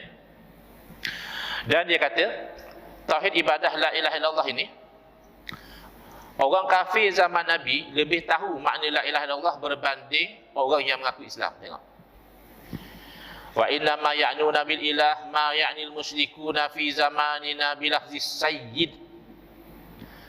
Adapun orang musyrik zaman Nabi itu menyembah berhala, yang mana mereka maksudkan sama macam orang musyrik zaman kita ni menyembah orang yang mereka panggil Sayyid. Sayyidi Syekh Abdul Qadir Jalani, Sayyidi Syekh Abdullah Badawi dan sebagainya itu. Bila kita istighasah dengan wali, di sisi Wahabi kita menyembah wali, maka musyrik. Dan Asy'ariyah ni Asy'ariyah ni dimaksudkan sekali sebagai ahli bid'ah. Berarti bila Syekh Nuruddin Al-Banjari Al-Makki hafizahullah beri nasihat kepada murid-murid beliau, kalau nak belajar di Universiti Islam Madinah, hati-hati, takut nanti terpengaruh balik jadi ekstrim, ayah sendiri dikafirkan, guru sendiri dikafirkan. Jadi mereka menenting, mereka marah, mereka kata Syekh Nuruddin menfitnah Universiti Islam Madinah. Ada yang buat video react dan sebagainya, menghentam beliau. Lalu alhamdulillah asatizah kita di Sunnah wal Jamaah, dia kata okey, kita buat kajian silibus di sana dan kita akan bentangkan secara ilmiah. Dan kita jemput alumni Universiti Islam Madinah untuk berdialog sebelum kita bentangkan kalau ada fakta kita tak betul. Tak ada yang menyahut. Mereka beranilah bising di belakang. Bila di offer, kita berdepan, kita nak bentang, kamu tolong betulkan kalau tak betul. Tak ada yang menyahut. Kerana memang realitinya dalam silibus mereka, silibus akidah mereka, awal-awal lagi mereka akan ajar kesalahan akidah golongan Asy'ariyah. Jadi hanya minoriti yang balik masih bertahan. Saya jumpa balik dari Islam Madinah tak terpengaruh dengan Wahabi. Saya biasa akan tanya, kenapa kamu tak terpengaruh? Jawapan yang common daripada mereka adalah sebelum pergi mereka dah faham, dah mengaji kitab, dah faham apa keseluruhan itu, mereka tak terpengaruh. Yang pergi macam kertas putih, lepas SPM pergi, risiko itu tinggi. Ajaran Wahabi diharamkan oleh fatwa-fatwa negeri di Malaysia, ya. Jadi akidah mereka bukan akidah salaf sebenarnya, tapi tak semua negeri keluarkan fatwa. Kalau Syiah, seluruh negeri sudah fatwakan. Setahu saya, tak ada negeri di Malaysia yang tidak fatwakan Syiah itu menyeleweng. Tapi kalau Wahabi ada few negeri lah, Selangor, Negeri Sembilan, Melaka saya tak pasti, dah keluar ke belum. Pahang, Perak, Sabah. Baik. Dah hampir pukul 9 ya. Saya nak terus pergi kepada di sini ya. Yang kita kata tadi tauhid sifat 20 dan tauhid 3. Fakta ya. Dua-dua ni bid'ah. Kenapa saya kata gitu? Sebab Wahabi akan kata jangan belajar tauhid sifat 20 kerana tauhid sifat 20 ni bid'ah, tak ada zaman Nabi. Okey, fine. Kalau dari segi penyusunannya, bukan saja tauhid sifat 20 tak ada zaman Nabi, tauhid 3 juga tak ada. Mana ada Nabi SAW ajar sahabat tauhid rububiyah, uluhiyah, asma' wa sifat. Tapi bid'ah dari segi penyusunan biasa. Tajwid misalnya, adakah sahabat Nabi belajar ikhfa, izhar, idgham bi gunnah, idgham bila gunnah? Tidak, tapi tajwid, elokkan bacaan itu memang diamalkan. Adakah sahabat Nabi belajar ilmu hadis? Ini adalah mutawatir, ini ahad, ini masyhur, ini sahih, ini dhaif, ini hasan, ini munqati', ini mu'dhal, ini mursal, ini semua bid'ah. Tapi tidak berarti ilmu hadis itu salah. Sama juga seperti ini. Penyusunan datang kemudian, tapi isinya betul atau salah. Kalau isi sifat 20, kita yakin betul. Saya pernah ditanya ya. Tadi bila diperkenalkan, disebut saya orang Terengganu. Tapi saya dah lama duduk di Kuala Lumpur. Sekali-sekala saya balik berceramah di Terengganu. Selepas ceramah datang 3 soalan. Salah satu soalannya adalah, Ustaz, tidakkah salafus soleh menolak sifat 20? Ini tajuk kita malam ni, akidah salaf yang sahih. Kalau salah tolak sifat 20, takkan kita nak pegang. Jadi saya jawab, mustahil. Mustahil salafus soleh menolak sifat 20. Kalau tuan katakan salafus soleh tidak belajar akidah menggunakan sistem sifat 20, itu betul. Tetapi kalau menolak sifat 20 jadi kafir. Takkan salafus soleh buat kerja macam itu. Pertama, daripada sifat 20 adalah wujud. Adakah salafus soleh mengatakan Allah tak wujud? Kedua, kidam, berarti wujud tanpa ada permulaan. Adakah salafus soleh mengatakan Allah dulu tak wujud, kemudian ni baru wujud? Yang ketiga, baqa', artinya kekal. Wujud Allah tidak ada perakhiran. Adakah salafus soleh percaya bahawa Allah satu masa akan binasa? Mukhalafatu ta'ala lil hawadisi, adakah salafus soleh mengatakan Allah sama seperti makhluk atau makhluk juga sama seperti Allah? Tak mungkin. Qiyamuhu ta'ala bi nafsihi, adakah salafus soleh mengatakan Allah berhajat kepada makhluk? Kalau makhluk tak ada, susahlah Allah. Tak ada. Wahdaniyah, esa, adakah salafus soleh mengatakan Allah tu banyak? Ada juga lain pada Allah tapi sama macam Allah? Tak ada. Kita bilanglah satu persatu daripada sifat 20, barulah kita faham bahawa tidak ada salafus soleh yang menolak sifat 20, cuma mereka belum susun lagi. Itu tak heran. Rukun sembahyang 13 perkara. Pertama niat, kedua berdiri betul, ketiga takbiratul ihram. Ada salafus soleh belajar gitu. Tapi ada tak sembahyang dia berbeza daripada sembahyang kita? Agak salafus soleh sembahyang tak niat ke? Tak ada lintas dalam hati dia di sembahyang? Pasti ada. Dia tak ada takbir ke? Ada. Dia tak ada berdiri? Ada. Cuma dia tak susun saja. Jadi ini golongan yang gagal faham ni. Kadang dia sembang derah lagi. Dia kata apa? Oh, dia kata kita jangan belajar sifat 20. Kalau Masjid Sultan ni ada ustaz buka kitab sifat 20, start motor pergi pasar malam lagi baik, kata dia. Daripada belajar sifat 20 pergi pasar malam lagi baik. Dia kata kenapa? Kerana sifat 20 ni ilmu falsafah Yunani. Ini ilmu orang kafir, bukan daripada Quran hadis. Betul ke bang? Ahli falsafah Yunani mana yang ajar sifat 20? Kitab falsafah Yunani mana yang cerita tentang sifat 20 ni? Jangan sembang saja. Dan takdirlah kalau adalah seorang ahli falsafah Yunani yang mengajar dan beriman dengan sifat 20, Allah wujud, qidam, baqa' dan seterusnya, kudrah, iradah, ilmu, hayah, sama' basar, kalam. Oh, berarti ahli falsafah Yunani ni muslimun, mukminun, muwahhidun. Dia ni orang Islam yang beriman dan bertauhid. Kalau itu akidah dia. Jadi masalah sebenarnya adalah pada tauhid 3. Tauhid 3 ni ada part dia betul, ada part dia tak tepat ya. Jadi saya nak laju lagi, dah pukul 9. Targetnya 11.30 kata berhenti, tapi kan aku ada nak tanya soalan. Okey. Tauhid 3 versi Al-Imam Ibn Taymiyah Pertama, tauhid rububiyah, iaitu mengaku bahawa yang menciptakan, memiliki, mengatur langit dan bumi serta segala isinya, menghidupkan, mematikan, mendatangkan penyakit, menyembuhkan penyakit, memberi rezeki, segala-galanya adalah Allah. Yang ini betul. Jangan tolak tauhid 3 secara borong. Ada 4 tauhid 3 tu tak boleh kita tolak. Ini dalam ilmu sifat 20 dipanggil wahdaniyatul af'al. Mengesakan Allah pada perbuatan. Nama berbeza, kita tak mau bergaduh. Isi dia sama. Masalah dekat sini. Menurut Al-Imam Ibn Taymiyah dan golongan Wahabi, tauhid rububiyah ni semua orang ada, termasuk musyrikin yang sembah berhala, yang sembah pokok, yang sembah batu, yang sembah kayu. Mereka juga bertauhid dengan tauhid rububiyah. Ni batil. Ini salah faham.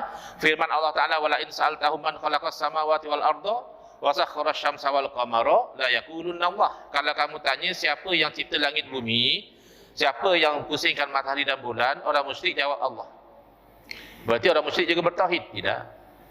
Berarti orang musyrik di dalam kesyirikan dia. Mana tahu dia syirik? Fa anna yufakun. Allah berfirman di hujung ayat, ke mana mereka dipalingkan kepada syirik.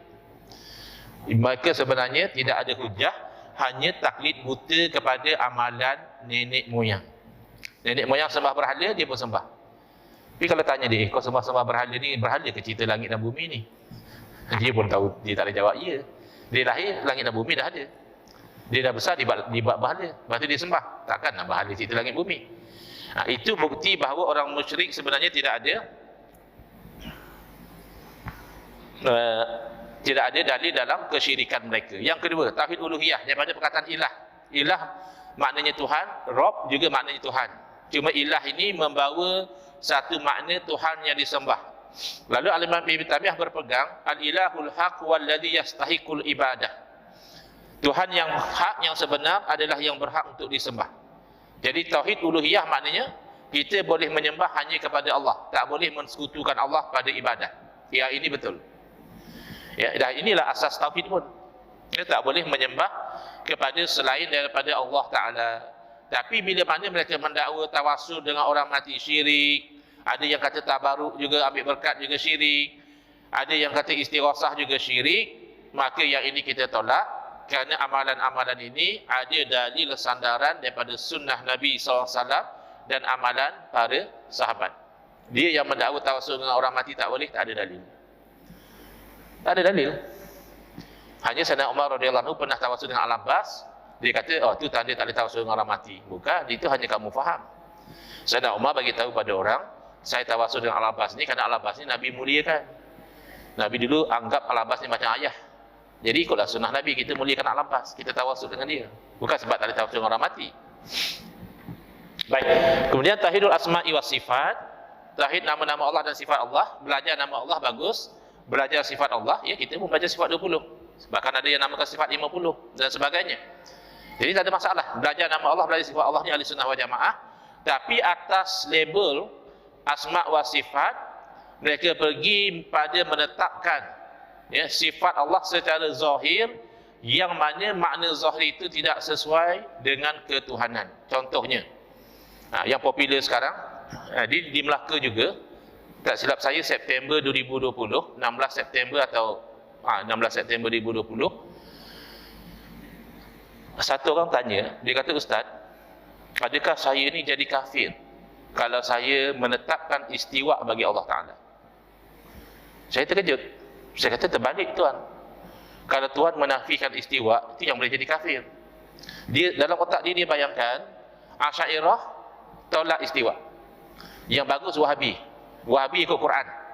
Quran kata Ar-Rahmanu 'alal 'arsy istawa, Wahabi pegang Tuhan istiwa atas arasy. Saya kata bukan. Kedua-dua Asy'ariyah, Maturidiyah dan juga Wahabi menetapkan istiwa bagi Allah. Ya, ahli sunnah menetapkan istiwa, Wahabi juga menetapkan istiwa. Beza antara ahli sunnah dengan Wahabi bukan ahli sunnah tolak istiwa, Wahabi tetapkan istiwa, bukan. Dua-dua tetapkan istiwa. Apa makna istiwa? Di sisi ahli sunnah wal jamaah ada dua pendekatan, hujungnya sama. Hujungnya tanzih, mensucikan Allah daripada menyerupai makhluk. Pendekatannya tafwid, serah pada Allah. Istiwa makna yang layak dengan Allah. Apa dia? Serah pada Allah lah. Yang pasti makna itu layak dengan Allah.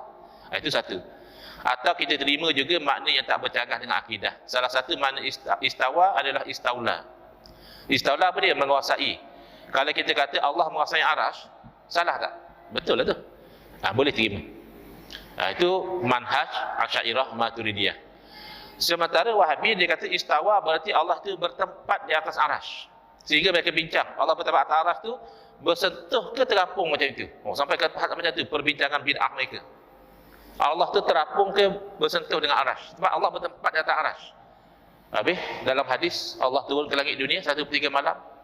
Masa tu kosonglah sekejap arash. Tunggulah. 1/3 malam tu kan setiap detik. Sekarang 1/3 malam. Di satu tempat di dunia sedang 1/3 malam. Detik seterusnya tempat lain pula 1/3 malam.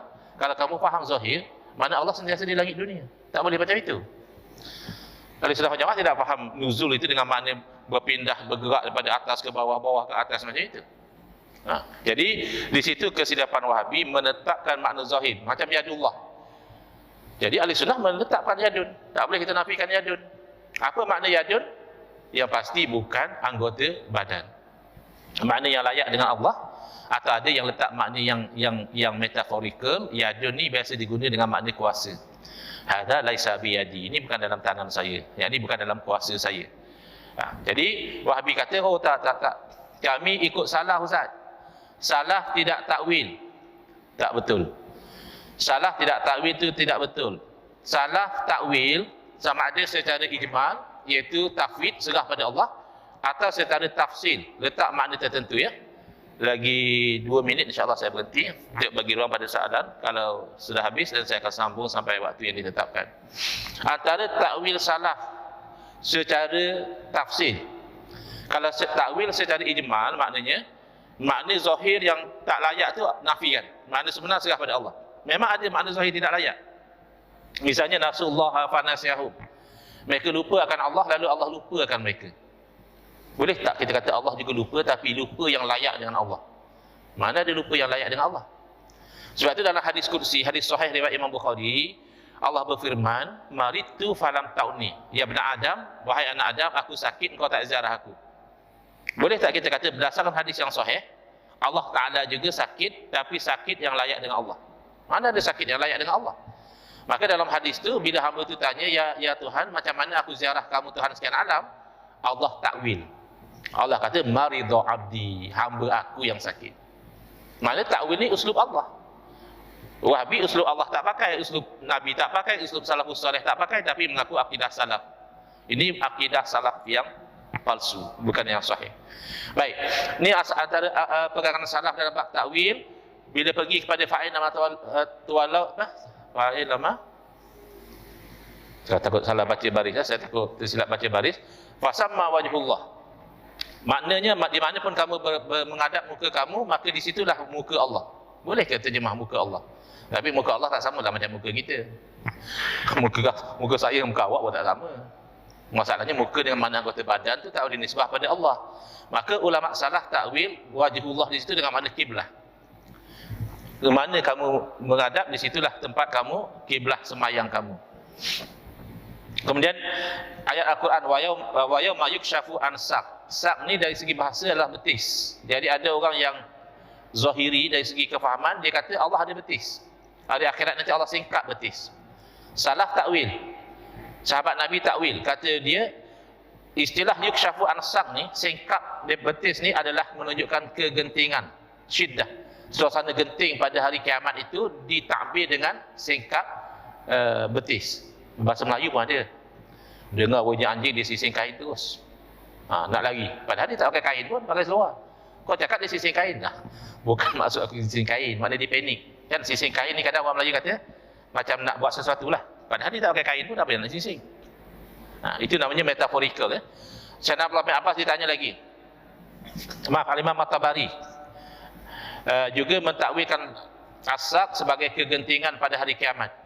Juga firman Allah Ta'ala, was-samaa'a banainaha bi'aidin wa inna lamusiun. Zahirnya maknanya apa? Dan langit yang kami bina langit itu dengan tangan-tangan kami. Jadi Allah ada banyak tangan kalau ikut zahir. Tapi tangan dengan mana anggota badan itu batil. Sayyidina Abdullah bin Abbas mentafsirkan takwil sebagai kuwah, kekuasaan.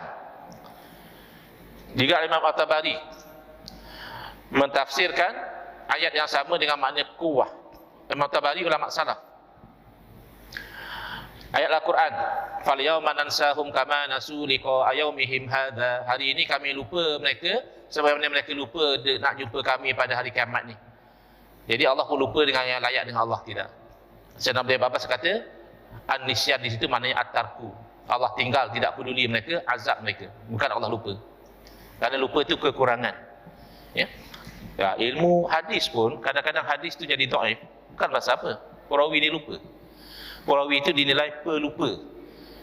Patutnya hadis itu bagus, maknanya bagus. Maknanya sesuai dengan ayat Quran, maknanya sesuai dengan hadis yang lain.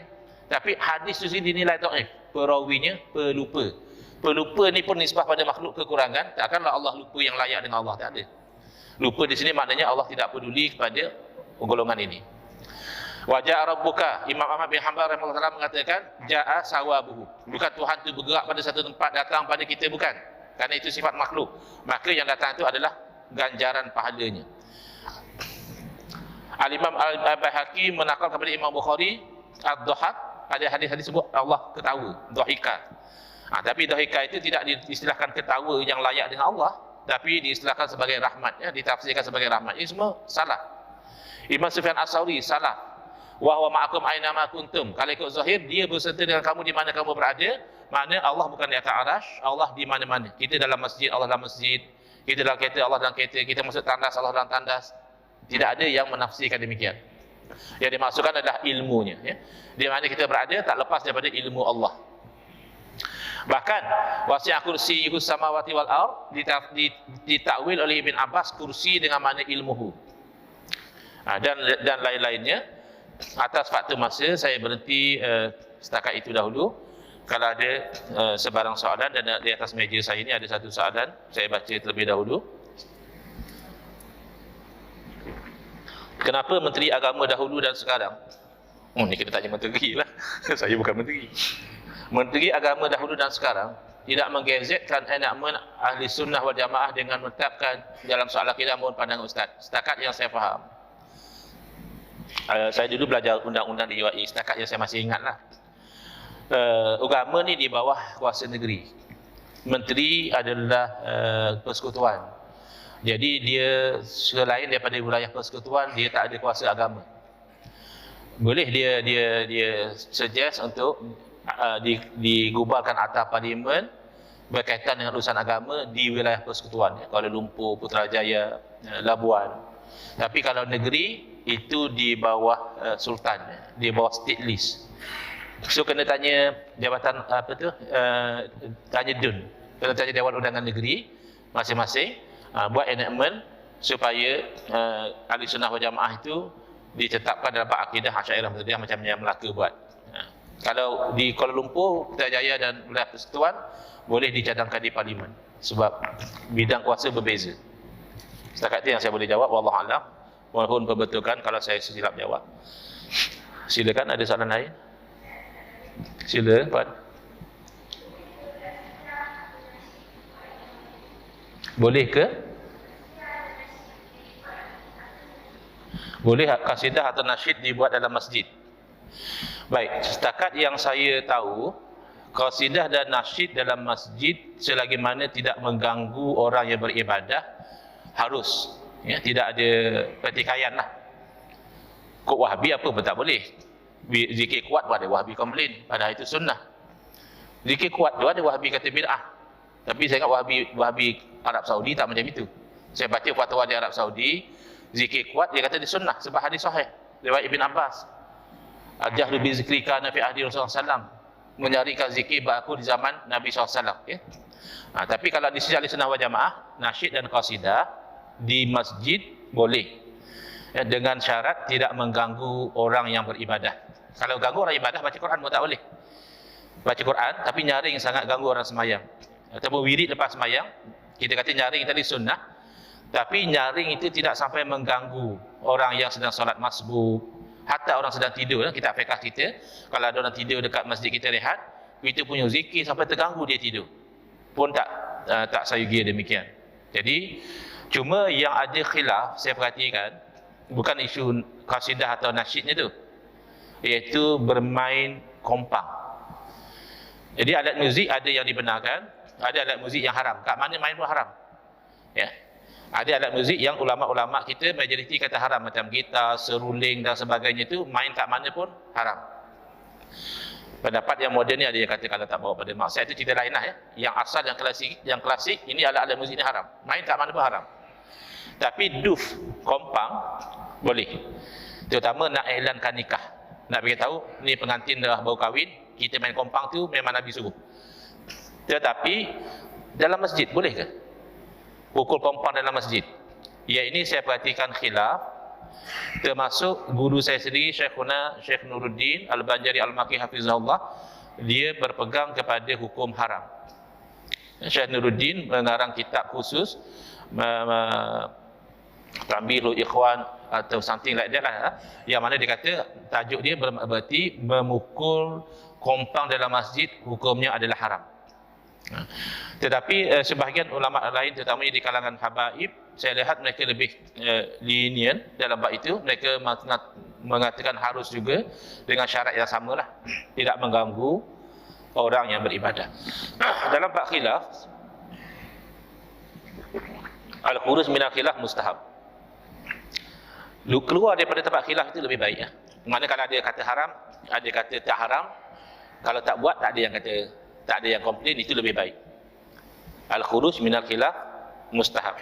Jadi bersakut buat dan salah puan itu, seingat saya, mohon betulkan kalau saya tersilap, bukan isu qasidah ataupun nasyid. Yang ada khilaf adalah kalau memukul kompang. Kalau yang alat muzik yang haram tu memang haram lah, di mana-mana pun. Di masjid lebih-lebih lagi lah buat benda haram dalam masjid. Yang kompang ni boleh. Tapi dalam masjid pun ada ulama kita mengatakan haram ya, dengan dalil-dalil yang mereka pegang. Wallahu a'lam.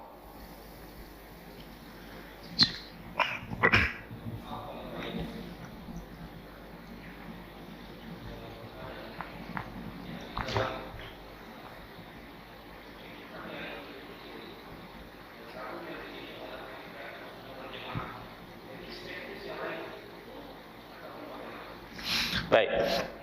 Soalan yang ditanyakan berdasarkan hadis Nabi ya. Berdasarkan hadis Nabi SAW, "Sataftariqu ummati ila 73 firqah ataupun millah." Akan berpecah umat aku. Ya, umat Nabi sendiri akan berpecah kepada 73 pecahan. Yang membimbangkan kulluhum finnar. Yang berpecah tu semua masuk neraka illa wahidah, kecuali satu. Bila ditanya tentang yang satu ini, antara jawapan Nabi SAW adalah al-jamaah. Ada juga yang Nabi SAW beritahu ma'ana alahi wa ashabi, yang seumpama saya dan sahabat saya pegang, itu yang selamat. Jadi itulah ulama gabungkan ahli sunnah, iaitu sunnah Nabi dan sahabat, al-jamaah, yang berpegang dengan pegangan umat Islam secara majoriti, as-sawadul a'zam. Cuma soalan yang ditanyakan, adakah yang 72 lagi itu kafir? Pegangan ahli sunnah wal jamaah tidak mengkafirkan ahli kiblah. Orang yang zahirnya muslim, sembahyang menghadap kiblat, ya, kita tak boleh kata dia kafir, walaupun kita dapati pegangan dia itu tersasar daripada sunnah Nabi. Ahlul bid'ah lah, kita kata ahlul bid'ah. Contoh kita sebut tadi Wahabi, Khawarij, adakah kafir? Tidak. Syiah sesat, adakah kafir? Secara umum tidak. Walaupun ada syiah-syiah tertentu yang jelas kafir. Misalnya ada syiah yang menuhankan Sayyidina Ali, itu kafir. Ada syiah yang mempertikaikan Al-Quran. Dia kata Quran kita tak betul. Quran yang umat Islam pegang sekarang ni bukan asli. Itu jadi kafir. Tapi kita kata syiah semua kafir? Tidak.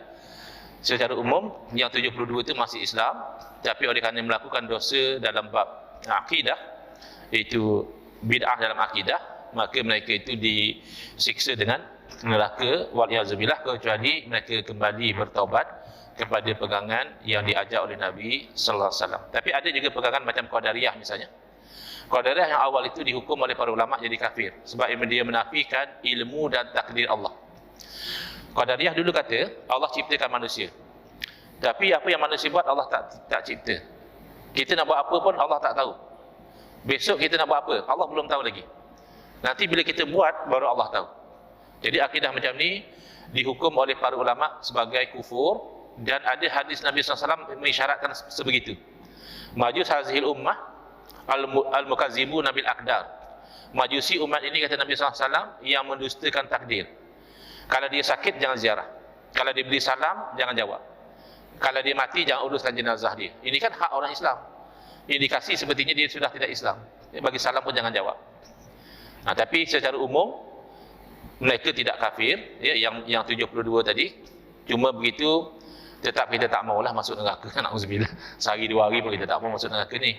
Jadi tetap kita tu nak jaga atas jalan Ahlussunnah wal Jamaah, antaranya dengan pendidikan. Jangan terlampau excited misalnya oleh kerana dapat offer pergi ke Universiti Madinah percuma, dapat lagi tiket balik percuma, beasiswa dan sebagainya, sehingga kita tak ambil kira risiko pegangan tadi.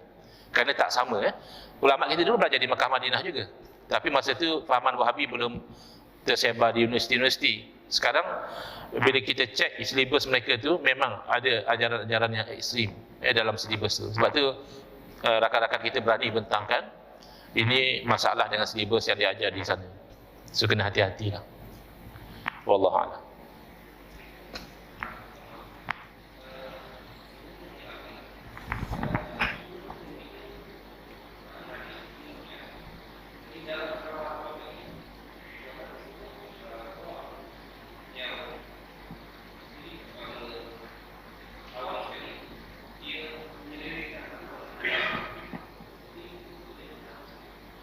Baik. Soalannya, sumber hukum kita yang asasnya 4 ya. Quran, sunnah itu yang primary sources, ijma' dan qiyas. Sumber hukum yang lain ada lagi ya, ulama bincang seperti istishab, masalih mursalah, saddul zara'i dan sebagainya. Tapi yang masyhur yang 4 ini boleh katakan disepakatilah ya, Quran, sunnah, ijma' dan qiyas. Tetapi tadi Ustaz kata golongan Khawarij mereka menyelewengkan tafsir Quran dan Sunnah. Itu memang ciri-ciri Khawarij. Misalnya Khawarij di zaman sahabat, mereka mengambil slogan mereka daripada ayat Quran, inil hukmu illa lillah. Ya, hukum ini adalah hukum milik Allah. Betul, ayat Quran itu betul. Tetapi bila sahabat Nabi setelah berlaku pertelingkahan bersetuju untuk berdamai melalui majlis tahkim. Jadi dia kata, oleh kerana dia pergi pada majlis tahkim, dia tak berhukum dengan hukum Allah. Jadi mereka ni dah jadi kafir. Wa man lam yahkum bima anzalallah fa ulaika humul kafirun. Siapa tidak berhukum dengan hukum Allah, dia jadi kafir. Ayat itu betul. Tapi cara implementasi dia silap. Lalu dia mengkafirkan sahabat Nabi dan dia rancang pembunuhan beramai-ramai. Dia hantar assassin. Cuma yang berjaya pada masa itu adalah membunuh Sayyidina Ali radhiyallahu anhu. Sayyidina Muawiyah terselamat, Amr bin Al-As terselamat dalam strategi pembunuhan yang dilakukan oleh Khawarij. Jadi sama juga sebagai Khawarij zaman kita sekarang ini, ayat-ayat yang cerita tentang orang kafir. Ya, misalnya orang kafir bila dia sembah berhala, bila orang larang sembah berhala, dia kata apa? Ma na'buduhum illa liqarribuna ila Allahi zulfa. Orang kafir bagi alasan, kami sembah berhala ni bukan apa, supaya kami ni dapat jadi hampir dengan Allah. Ayat tu betul. Datang Khawarij moden, iaitu Wahabi, dia pasang ayat tu kepada orang Islam. Jadi kita samalah macam kamu tawasul ni. Kalau kita larang kamu jangan tawasul dengan wali, dengan Nabi, kamu bagi alasan kami tawasul ni supaya Allah terima doa kami. Samalah kamu macam kamu syirik sembah berhala. Mereka bagi alasan sembah berhala sebab nak bagi hampir dengan Allah. Jadi kamu dengan musyrik tak ada beza. Ini salah dia di situ. Kerana menyembah, kita sepakat menyembah kepada selain daripada Allah, sembah Nabi ke sembah mereka haram, syirik. Tapi tawasul bukan menyembah. Buktinya Nabi ajar. Ya, itu tawasul dengan orang hidup. Ialah, kalau tawasul itu menyembah, maka tawasul dengan orang hidup pun haram. Boleh ke sembah orang hidup? Dia masih hidup, maka saya boleh sembah dia. Mana ada? Sembah lain daripada Allah, hidup atau mati, haram dan syirik. Kalau kamu kata tawasul dengan orang mati adalah syirik, berarti tawasul dengan orang mati adalah menjadikan orang mati itu Tuhan. Kalau begitu, tawasul dengan orang hidup menjadikan orang hidup Tuhan. Menjadikan orang hidup atau orang mati Tuhan, haram, syirik. Ini masalah dengan Wahabi. Dia tak tahu, kalau liberal, yang ultra liberal, kadang Quran dia tak pakai. Dia kata, dia ke kitab 1400 tahun kau nak pakai zaman moden. Itu liberal. Wahabi tidak. Wahabi dia terima Quran hadis, tapi dia salah tafsir. Jadi sebagian orang masyarakat awam dia tak fahamnya tu. Dia kata tak mungkin Ustaz Wahabi sesat. Saya tak setuju kalau Ustaz kata Wahabi tak betul. Saya tengok dia orang baca Quran, baca hadis sahih. Betul, hadisnya sahih, kefahaman mereka tidak sahih. Wallahu a'lam. Ada lagi 4 minit sebelum 9:30. Silakan kalau ada yang masih ada soalan.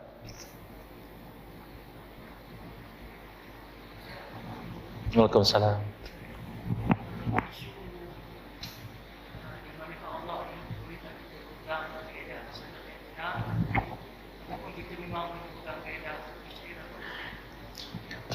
Baik. Soalan yang ditanya adalah dalam isu ainallah, di manakah Allah? Adakah kita ini kena berpegang dengan pegangan salaf yang benar ataupun berpegang dengan Asy'ariyah? Ya. Jawapannya adalah kita kena berpegang dengan pegangan Ahlussunnah wal Jamaah. Jangan berpegang dengan aliran Musyabbihah, Mujassimah, Mu'tazilah dan sebagainya. Ya. Soalan ainallah ni ada dalam hadis yang sahih. Nabi SAW pernah tanya kepada seorang hamba perempuan, ainallah. Kemudian dalam satu riwayat dikatakan hamba perempuan ini menjawab fis sama, di langit. Lalu Nabi SAW memberitahu kepada tuan dia, a'tiqha fa innaha mu'minah, merdekakan dia. Dia ni orang hamba yang beriman. Sebab tuan dia kata, kalau dia ni hamba yang beriman, saya nak merdekakan. Jadi Nabi kata dia beriman. Jadi mereka faham, itulah bukti Allah di langit. Sebab bila Nabi SAW bertanya demikian, dia jawab di fis sama atau isyaratkan ke langit, Nabi benarkan bahawa dia itu beriman. Jadi kalau kita lihat, pertama ulama kita telah jawab, walaupun hadis itu hadis yang sahih, tapi lafaz fis sama itu menyalahi hadis-hadis sahih yang lain, dan juga menyalahi keumuman orang tu jadi Islam dengan mengucap kalimah syahadah, bukan dengan mengatakan Allah di langit.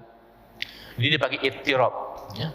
Hadis itu tidak kuat dijadikan dalil dalam bab akidah, kerana bab akidah dalil mesti yakin. Yang kedua, tak silap saya Imam Nawawi rahimahullah taala mengatakan, aina Allah as-su'al anil makanah wa laysa anil makan. Bila ditanya di mana Allah, bukan tanya tentang tempat, tapi tanya tentang kedudukan dan martabat. Jadi bila dikata fis sama, mana kedudukan Allah itu tinggi, difahami bahawa dia ni orang yang beriman. Jadi conclusionnya apa? Asy'ariyah ataupun salaf, mereka sepakat tanzih, mensucikan Allah daripada menyerupai makhluk. Jadi masalahnya tidak ada dalil mengatakan Allah bertempat di langit. Cuma Ar-Rahman al-Istawa difahami oleh sebahagian sepertinya Allah itu bertempat. Ayat Quran hanya kata Allah istiwa. Baik. Kalau salah, apa makna istiwa? Istiwa'an yaliqu bihi jalla jalalu. Istiwa yang layak dengan Allah. Sebab itu bila ditanya istiwa macam mana, Imam Malik kata tanya macam tu bid'ah. Tanya macam mana tu bid'ah. Tetapi kalau khalaf, dia tak tolaknya tu. Dia tak kata istiwa yang layak dengan Allah tu salah. Dia kata boleh juga diterima, istiwa itu maknanya menguasai. Kerana bila kata Allah menguasai arasy, tidak ada. Hatta Wahabi pun tak akan kata Allah tidak menguasai arasy. Tidak. Cuma dia nak kata istiwa itu berarti Allah itu bertempat. Yang bertempat itu salaf tidak pernah kata gitu. Tidak ada riwayat yang sahih daripada salaf mengatakan Allah bertempat. Tapi kalau salaf mengatakan mustawin alal arsy, sama macam istawa alal arsy, dengan makna yang layak dengan Allah. Bila letakkan bertempat, pertama kita kena faham arasy dengan ittifaq seluruh umat Islam, Wahabi ke Syiah ke Mu'tazilah dan sebagainya, adalah makhluk. Ya. Bila arasy makhluk, berarti apa? Arasy ini diciptakan, dan sebelum diciptakan Allah tidak wujud. Soalan, adakah sebelum terciptanya arasy Allah tidak wujud? Kufur kalau kata gitu. Sebelum ada arasy Allah tak wujud, ada arasy baru Allah wujud. Kufur. Adakah selepas ada arasy lalu Allah berubah? Dulu Allah tidak bertempat. Kan arasy tu dikatakan tempat Allah. Sebelum ada arasy Allah wujud. Berarti Allah wujud, nampak arasy tu memang diterima oleh semua. Tiba-tiba oleh kerana sudah ada arasy, Allah sudah berubah menjadi bertempat di atas arasy, sedangkan berubah-ubah itu adalah sifat baharu. Sebab itu kita tak terima memaknakan itu. Ya? Bukan tafwid. Daripada perkataan fawwadha yufawwidu tafwid, serah bulat-bulat. Contoh ya, Orang lelaki, kalau dia kata kepada isteri dia, saya wakilkan kamu untuk ceraikan diri kamu sendiri dengan satu talak. Itu namanya taukil. So isteri dia boleh cerai diri dia sendiri kerana diberi wakil. Tapi kalau suami dia kata, fawattuki amroki, aku serah bulat-bulat urusan kamu. Suka hati kamu lah nak cerai satu, kedua, ketiga. Itu nama tafwid. Serah bulat-bulat. Jadi dalam konteks akidah, tafwid maknanya istiwa tu aku serah bulat-bulat pada Allah, makna dia aku tak mau bincang makna apa. Yang penting aku yakin makna apa sekalipun pastilah makna itu layak dengan Allah Ta'ala. Tidak akan makna yang tidak layak. Macam tadilah Allah lupa, pasti ternafi, salah kolak semua nafi Allah lupa. Jadi makna lupa itu adalah tidak peduli dan Allah azab mereka. Cuma istiwa ini dah jadi dipermainkan isu tu. Tengok ya, sebenarnya Quran ada isyarat pada golongan ni. Wa amma alladhina fi qulubihim zayghun, adapun orang yang hati dia bengkok, cenderung pada sesat, fayattabi'una ma tashabaha minhu, dia akan ikut benda yang sama-sama daripada ayat mutasyabihat, ibtigha al-fitnah, dia cari macam pergaduhan, wa ibtigha at-ta'wili, dan dia cari juga nak takwil dia. Cuba tengok Imam Al-Qurtubi sebut, orang yang Quran sebut ni, fayattabi'una ma tashabaha minhu ni, satu golongan zanadikah qaramitah ni. Golongan yang mereka ni nak mempertikaikan Quran, Syiah. Qaramitah ni Syiah. Kalau saya sebut tadi ada Syiah yang pertikaikan Quran. Yang kedua adalah golongan Mujassimah.